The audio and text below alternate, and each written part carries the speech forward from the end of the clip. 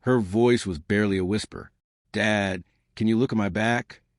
She was so light, so pale, like breath wrapped in skin. Her small frame lay on the hospital bed, fragile and weightless, skin clinging to bone like wet paper. I thought she was just uncomfortable, maybe needed to be shifted, repositioned to ease the pain.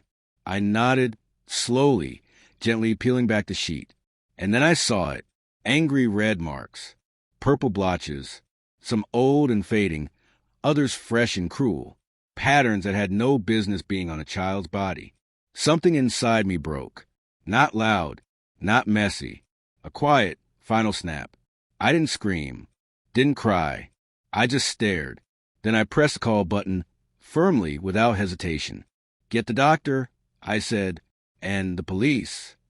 The doctor arrived, lifted the sheet, blinked twice as if his mind refused to register what his eyes saw. "This is unbelievable," he muttered. And that was when my wife turned pale, paler than our daughter. And everything, the lies, the denial, the years, began to unravel. I had built my life around two people. My wife, my daughter. 20 years with one, 10 with the other. I worked late, so they didn't have to worry. Came home early for birthdays. Missed promotions to clap in school auditoriums. I believed in US, believed in the picture we painted together. Even when the colors began to fade, it started small. Her phone, always face down. Plans made without asking me. Our daughter's questions answered with sighs and half-hearted attention. She told me I was overthinking, sensitive, always too dramatic. I let it go. I was tired from building a life for them, too trusting to suspect. And then came the bruises. Not on my wife, on my daughter. Little explanations followed. Scraped knees, clumsy falls. Nothing alarming. The story's always the same. Flat. Practice. But my daughter, she started looking at me differently. Not with fear. With hope.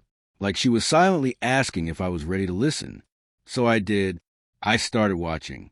Started listening. Started recording. Not from paranoia. From something colder.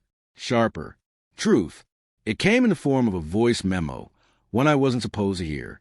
My wife's voice laughing. "I told you he's too soft. He never asks questions. Just hand me the money and disappears into work. Perfect little fool." Another voice, male younger. "I still can't believe he thinks she got those bruises from school." Laughter again.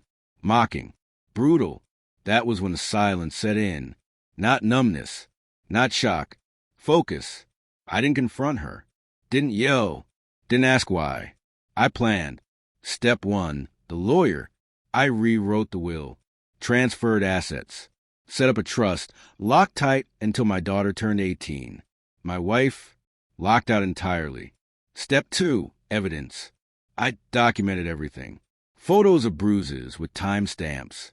Copies of messages. Surveillance footage from hidden cameras installed while she was away on one of her spa weekends with him. I approached the school counselor, discreetly, gently. Turns out my daughter had tried to speak up once. My wife shut it down, called it imagination, attention-seeking. Step 3, the setup, a family trip to the hospital. "She wants us both there," I said. My wife hesitated. Guilty people always do. But she came, white blouse, careful makeup, eyes too wide for comfort. And when our daughter asked me to look at her back, I knew. She remembered. Maybe not everything, but enough. Enough to finally trust me. So when I lifted the sheet, I didn't just see bruises. I saw the end of her silence. And the end of mine. The investigation moved fast. By the time the police arrived, the hospital had already made their report. My wife denied it all, of course. Claimed I was framing her. But evidence doesn't lie, and neither do timestamps. She was charged, child endangerment, neglect, obstruction. The boyfriend vanished before he could be arrested. Cowards always run. You can smell their fear long before you see their backs.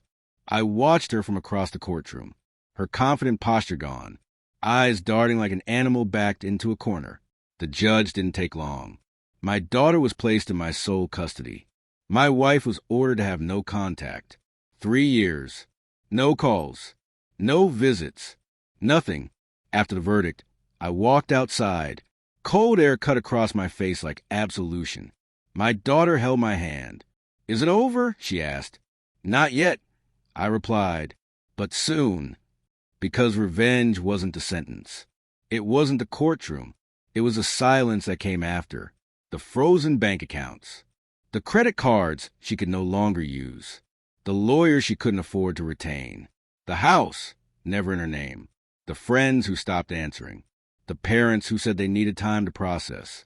The realization that everything she thought was hers was mine, and now it was gone.